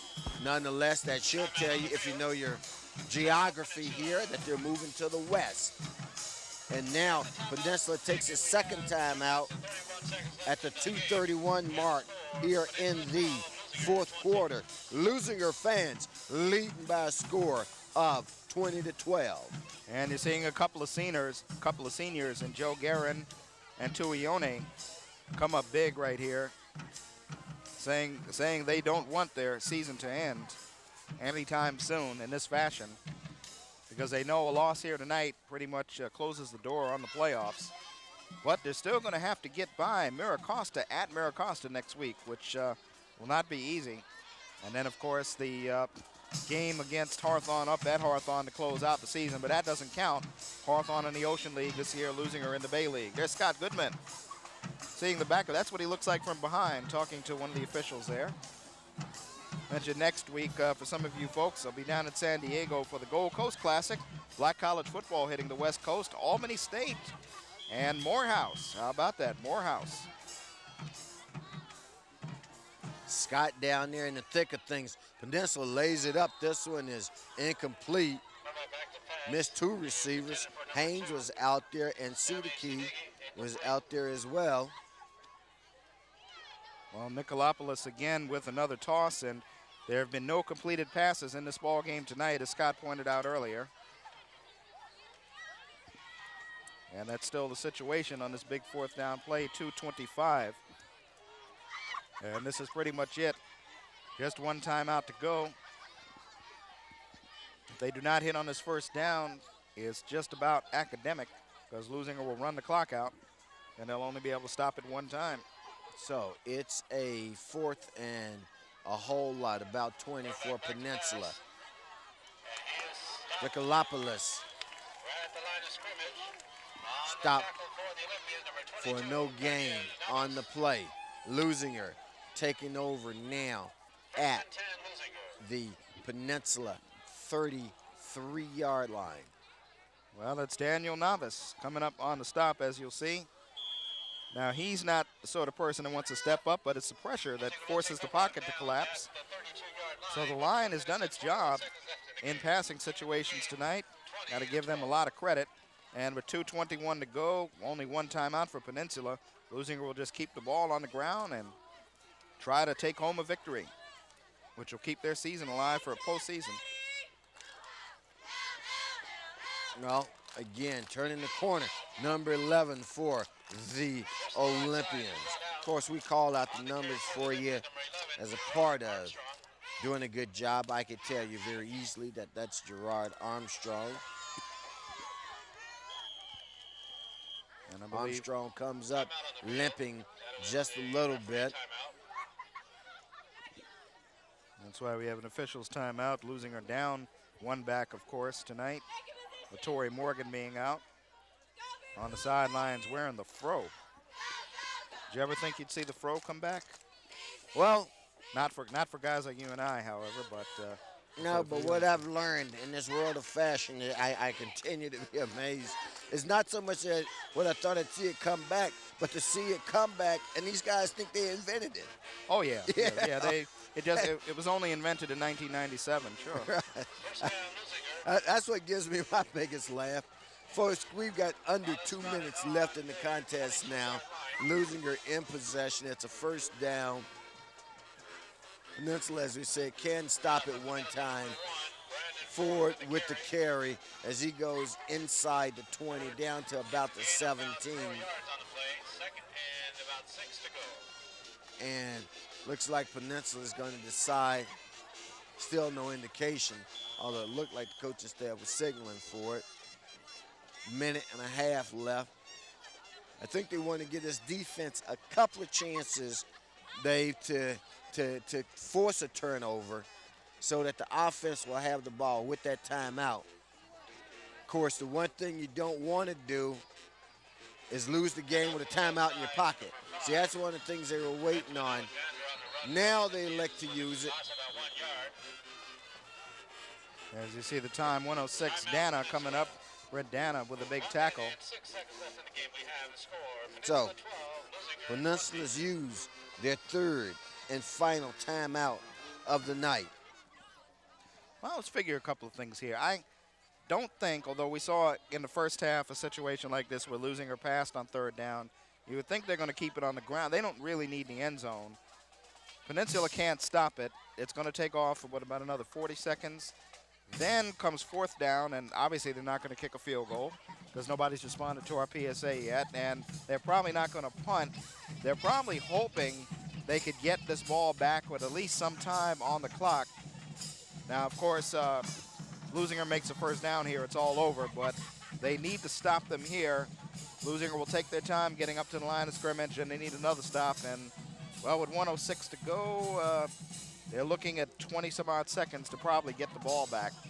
I got to tell you, when that drum corps kicks up, I can't hear a word you're saying. So, yeah, but that's not a technical issue. That happens at every level.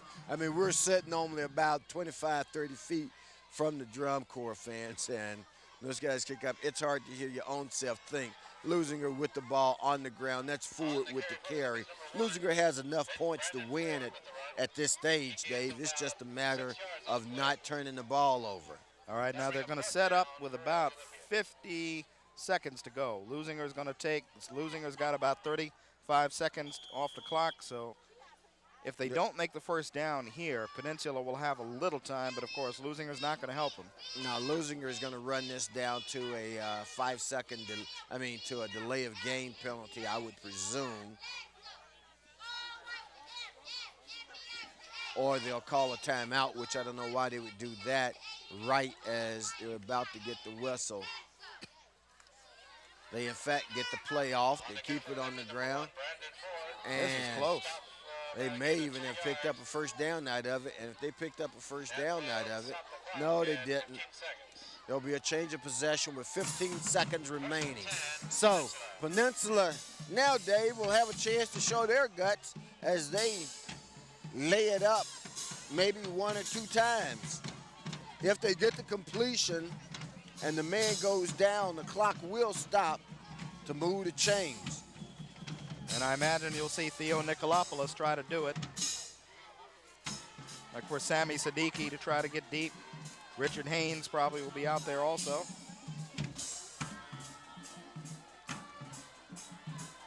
First and 10 for the Peninsula. Quarterback back to pass. So, Sikalakis drops back to pass, lays it up deep. That one's incomplete. Decent looking throw though, 9 seconds left. They got a chance for maybe 1 or 2 more passes. Leuzinger still needing to play defense here with 9 seconds left. Although they're leading by a score of 20-12. Sammy Siddiqui talking to Tony Urubu. It was Sean Scales, free safety, that got a hand on that one. And they're going to drop 5 people back into coverage. Only going to rush 4 people. So they're going to say even if you catch it short, they're going to try to bring them down with 9 seconds to go.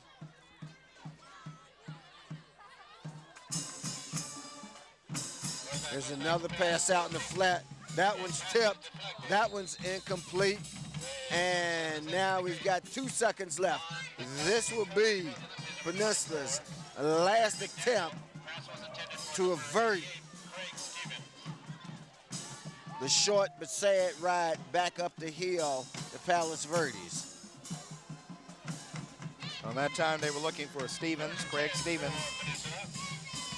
So now they're just going to drop Leuzinger just about everybody back.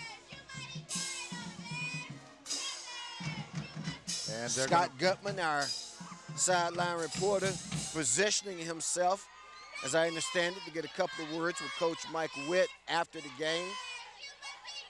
Coach Witt still coaching to the very end. Sees a man out here in the flat. They've got a guy wide open.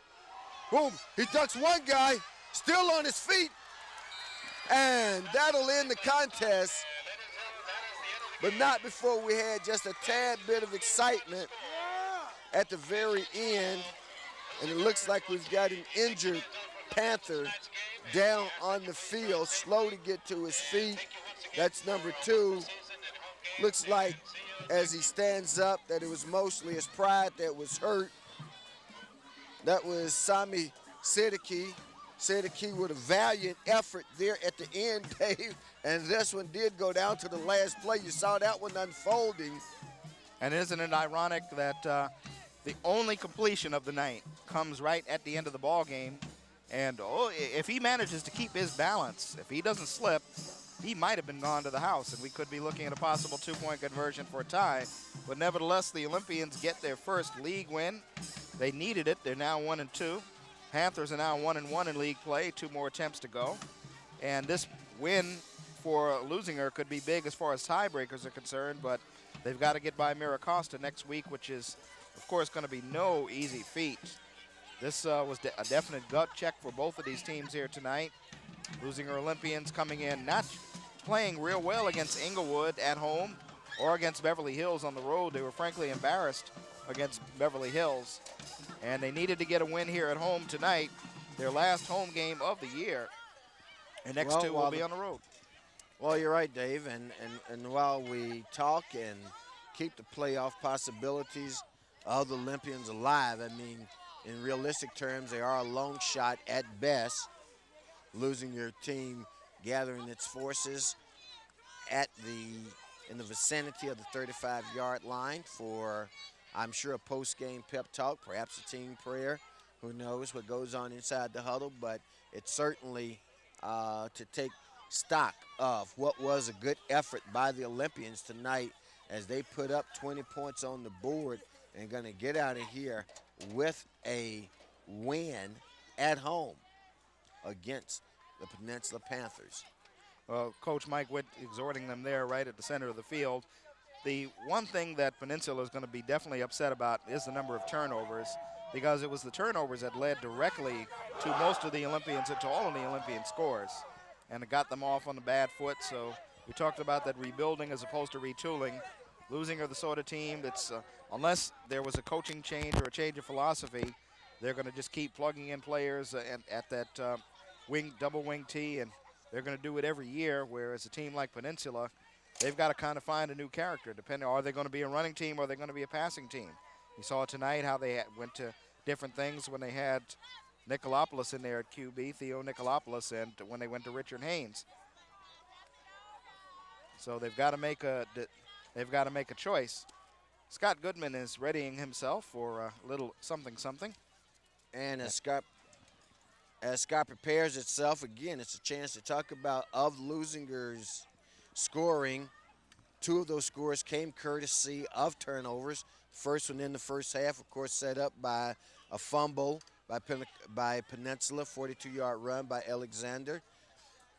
Leuzinger, in turn, fumble gave Peninsula an opportunity to score on the heads-up play by Haynes. Leuzinger also INT by Scales late in the second quarter set up their next score. Scales intercepted on a desperation pass by Peninsula, took it down to the 5. They punched it in from there. Touchdown in the fourth, closed it out. Leuzinger got the 20-12 win, Dave. What I was impressed with mostly was the ability of that big defensive line to do its job tonight, especially the seniors. Guerin and Tuioni came up big at points when they needed to. And especially that was what enabled them to help win this ball game tonight. Well, Rufus, I think we are going to go to Scott Goodman. He's standing out in the middle of the field now, and he's got Coach Mike Witt. So without any further ado, let's now throw it to Scott Goodman and the winning coach tonight, Mike Witt.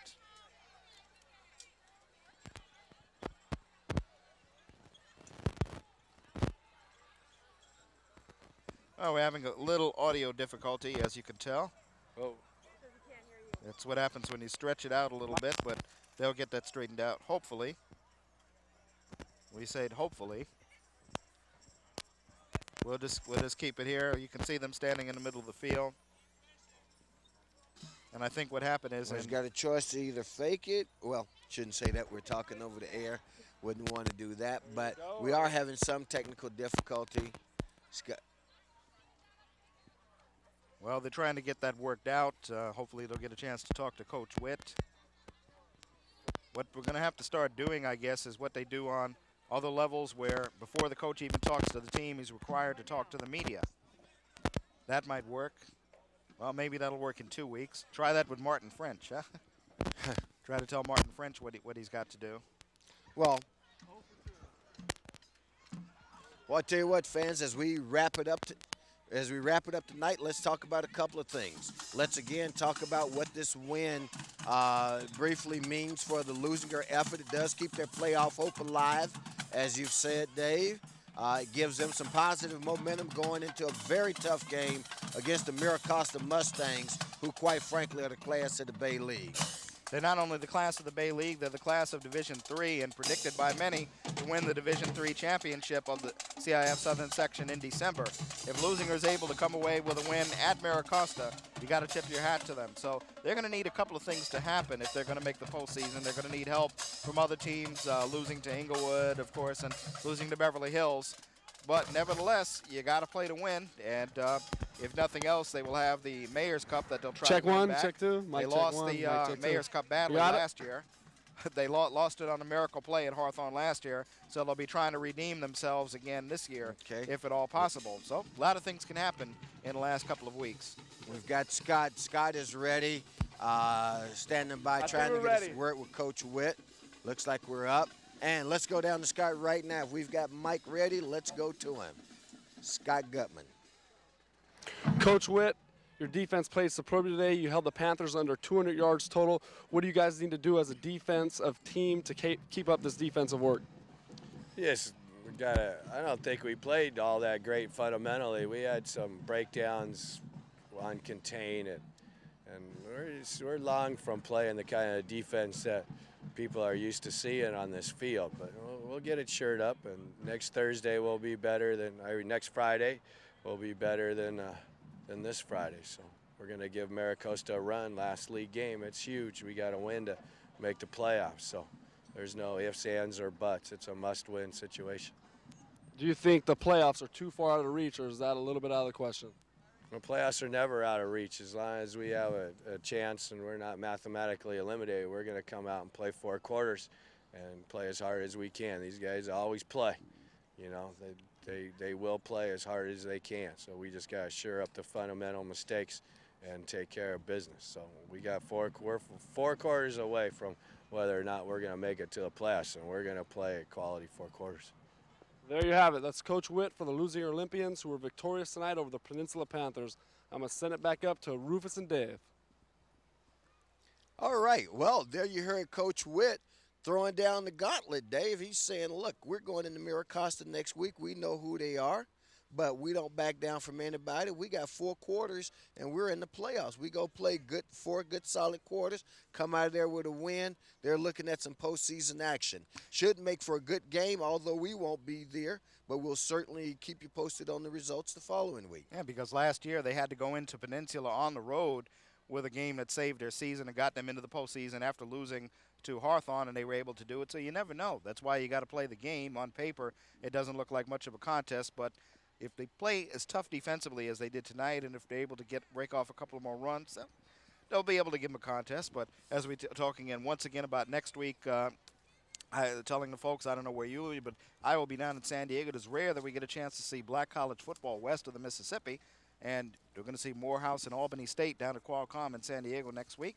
Unfortunately, North Carolina, AT&T won't be there. Rufus, can't help you there, but that's where I'm going to be next week. Hoping to have a good time, and I hope to see a lot of folks here on the West Coast able to make it. There are a lot of alumnus from some of the black colleges out here on the West Coast, and that'll be a game you might want to get down to at Qualcomm as Albany State takes on Morehouse State. And then in 2 weeks, they're going to do that battle right over here at El Segundo. They do it every year, even though they're in different leagues. They save the best for the last. Hawthorne, as we told you, not having a good season under Coach Martin French. As of right now, they have not won a game. They had to forfeit that one game that they did win, so you know they would want to definitely beat the Leuzinger Olympians to try to redeem themselves, and that, of course, is in 2 weeks. Well, as we prepare to go home for the night, let us once again remind you of our final: Leuzinger 20, Peninsula 12, here on Lawndale's Community Cable Channel 20, in conjunction with Hawthorne's Community Cable Channel 20 and our corporate colleagues at Time Warner. For the entire crew, headed by our executive producer, Mr. Tom Strickfaden, on camera tonight, Joe Shore, Eric Chavez, and the inimitable, one and only, making his illustrious return to Channel 22 Sports, Jose Bravo. As you say him in the camera. And we should be on. Folks, it's been turn fun. the camera. Use this camera. Right. We should be on this camera, not that one over there. Enjoyed bringing this one to you, and we want to say good evening, and check us out in 2 weeks at Halcap Field for the Mayor's Cup between Leuzinger and Hawthorne. Good night, everybody.